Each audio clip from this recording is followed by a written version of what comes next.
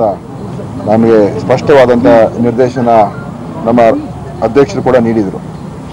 ಅದರ ಪ್ರಯುಕ್ತ ನಾವು ಬಂದು ಇವತ್ತು ಸನ್ಮಾನ್ಯ ಮುದ್ದನ್ಮೇಗೌಡರಿಗೆ ನಾವು ಮನವರಿಕೆ ಮಾಡಿಕೊಂಡಿದ್ದೇವೆ. ಪಕ್ಷದ ಅವರು ಒಬ್ಬ ಪ್ರಾಮಾಣಿಕ ಪಾರ್ಲಿಮೆಂಟ್ ಸದಸ್ಯರಾಗಿದ್ದರೂ ಕೂಡ ಒಬ್ಬ ಪ್ರಾಮಾಣಿಕ ಕಾರ್ಯಕರ್ತರಾಗಿ ಅವರು ಕೆಲಸ ಮಾಡಿರ್ತಕ್ಕಂಥವ್ರು. ಪಾರ್ಲಿಮೆಂಟ್ ಸದಸ್ಯರಾಗಿ ಆ ಕ್ಷೇತ್ರದಲ್ಲಿ ಮತ್ತು ಕಾಂಗ್ರೆಸ್ ಪಕ್ಷದ ಯಾವುದೇ ಜವಾಬ್ದಾರಿಯನ್ನು ಬಹಳ ನಿಷ್ಠೆಯಿಂದ ಬದ್ಧತೆಯಿಂದ ಜನಪರವಾಗಿ ಕೆಲಸ ಮಾಡ್ತಕ್ಕಂಥ ಒಬ್ಬ ನಾಯಕರವರು. ಅದರಿಂದ ಪಕ್ಷ ಅವ್ರ ಬಗ್ಗೆ ಭಾಳ ಗೌರವ ಇದೆ, ಭಾಳ ಅಭಿಮಾನ ಇದೆ.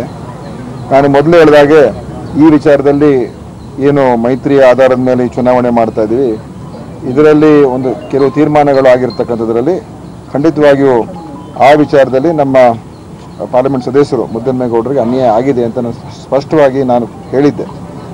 ಅದನ್ನು ಪಕ್ಷದ ಜವಾಬ್ದಾರಿ ಇದೆ, ಪಕ್ಷದ ಹೊಣೆಗಾರಿಕೆ ಇದೆ. ಇಂಥ ತೀರ್ಮಾನಗಳಾದಾಗ ನಮಗೆಲ್ಲರೂ ಕೂಡ ಭಾಳ ನೋವಾಗ್ತದೆ. ಯಾಕೆಂದರೆ ಒಬ್ಬ ಅತ್ಯಂತ ಜನರ ಜೊತೆ ಕೆಲಸ ಮಾಡ್ತಕ್ಕಂಥವ್ರು, ಅಭಿವೃದ್ಧಿ ಮಾಡ್ತಕ್ಕಂಥವ್ರು ಪಾರ್ಲಿಮೆಂಟ್ ಸದಸ್ಯರಾಗಿ ಅವರು ಲೋಕಸಭೆಯಲ್ಲೂ ಕೂಡ ಬಹಳ ಯಶಸ್ವಿಯಾಗಿ ಕೆಲಸವನ್ನು ನಿರ್ವಹಣೆ ಮಾಡಿದ್ದಾರೆ. ಒಬ್ಬ ಒಳ್ಳೆಯ ಸಂಸದ ಪಟು ಅಂತ ಕೂಡ ಹೆಸರು ಪಡ್ಕೊಂಡಿದ್ದಾರೆ. ಸೊ ಅಂಥವ್ರಿಗೆ ಈ ಥರ ಆದಾಗ ನಮಗೆಲ್ಲರೂ ಕೂಡ ಅದು ನೋವು ಆಗ್ತದೆ. ಅದೇ ರಾಜಕೀಯದ ಬೆಳವಣಿಗೆಗಳು ಒಂದೊಂದು ಸಲ ಇಂಥ ಘಟನೆಗಳಾಗ್ತಕ್ಕಂಥದ್ದು ನಾವು ಇತಿಹಾಸದಲ್ಲೂ ಕೂಡ ನೋಡಿದ್ದೇವೆ. ಆದರೆ ಪಕ್ಷದ ಅಧ್ಯಕ್ಷನಾಗಿ ಒಂದು ನಮ್ಮ ಉಪಮುಖ್ಯಮಂತ್ರಿಗಳು ನಾವು ಮಾತನಾಡಿದ್ದೇವೆ. ಖಂಡಿತ ನಾವು ಅವರನ್ನು ಗೌರವಯುತವಾಗಿ ನೋಡ್ಕೊಳ್ತಕ್ಕಂಥದ್ದನ್ನು ನಾವು ಮುಂದಿನ ದಿವಸಗಳು ಮಾಡ್ತೀವಿ ಅಂತ ಕೂಡ ನಾವು ಅವ್ರಿಗೆ ಮಾತನ್ನು ಕೊಟ್ಟಿದ್ದೇವೆ. ಮತ್ತು ಪಕ್ಷಕ್ಕೋಸ್ಕರ ಅವರು ಯಾವುದೇ ಒಂದು ವ್ಯತಿರಿಕ್ತವಾಗಿರ್ತಕ್ಕಂಥ ತೀರ್ಮಾನವನ್ನು ತಗೊಳ್ಬಾರ್ದು ಅಂತ ಕೂಡ ನಾವು ಅವ್ರಿಗೆ ಮನವರಿಕೆ ಮಾಡಿದ್ದೇವೆ. ಯಾಕೆಂತ ಹೇಳಿದ್ರೆ ಅವರಿವತ್ತು ನಾಮಿನೇಷನ್ ಫೈಲ್ ಮಾಡಿದ್ದಾರೆ. ಆದರೆ ಅದರಿಂದ ಖಂಡಿತ ಕಾಂಗ್ರೆಸ್ ಪಕ್ಷಕ್ಕೆ ಆ ತೀರ್ಮಾನ ತೊಂದರೆ ಆಗ್ತದೆ. ಕೇವಲ ತುಮಕೂರು ಕ್ಷೇತ್ರ ಒಂದೇ ಅಲ್ಲ, ಸುತ್ತಮುತ್ತ ಅನೇಕ ಕ್ಷೇತ್ರಗಳಲ್ಲಿ ತಪ್ಪು ಸಂದೇಶ ಕೂಡ ಹೋಗ್ತದೆ.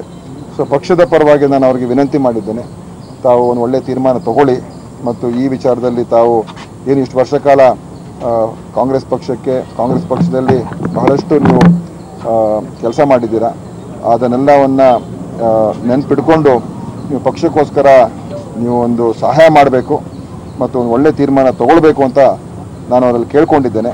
ಅದರಿಂದ ಬಹಳ ನಮ್ಮನ್ನು ಪ್ರೀತಿಯಿಂದ ಅವರು ಇವತ್ತು ಅವ್ರ ಮನೆಯಲ್ಲಿ ನಮ್ಮನ್ನು ಬರಮಾಡಿಕೊಂಡ್ರು ಮತ್ತು ಯಾವುದೇ ಒಂದು ನಮ್ಮನ್ನು ಒಂದು ರೀತಿ ದೂರ ಇಡ್ತಕ್ಕಂಥ ಅವರು ಮಾಡಲೇ ಇಲ್ಲ. ನಮ್ಮನ್ನು ಇವತ್ತು ಕೂಡ ಅವ್ರು ನೋವಿದ್ರು ನಮ್ಮ ಜೊತೆ ಚೆನ್ನಾಗಿ ಮಾತನಾಡಿಸಿದ್ದಾರೆ. ಅದಕ್ಕೆ ನಾನು ಅವರಿಗೆ ಧನ್ಯವಾದ ಅರ್ಪಿಸ್ತೇನೆ ಮತ್ತು ಒಂದು ಒಳ್ಳೆಯ ತೀರ್ಮಾನ ತಗೊಳ್ತಾರೆ ಅಂತ ನಾನು ವಿಶ್ವಾಸ ಇಟ್ಟಿದ್ದೇನೆ. ಅವರು ಕೂಡ ಅವರ ಬೆಂಬಲಿಗರ ಜೊತೆ ಎಲ್ಲ ಮಾತನಾಡಬೇಕಾಗ್ತದೆ. ಯಾಕಂತ ಹೇಳಿದ್ರೆ ಇಂಥ ತೀರ್ಮಾನಗಳು ಒಬ್ಬರೇ ತೊಗೊಳಕ್ಕಾಗೋದಿಲ್ಲ.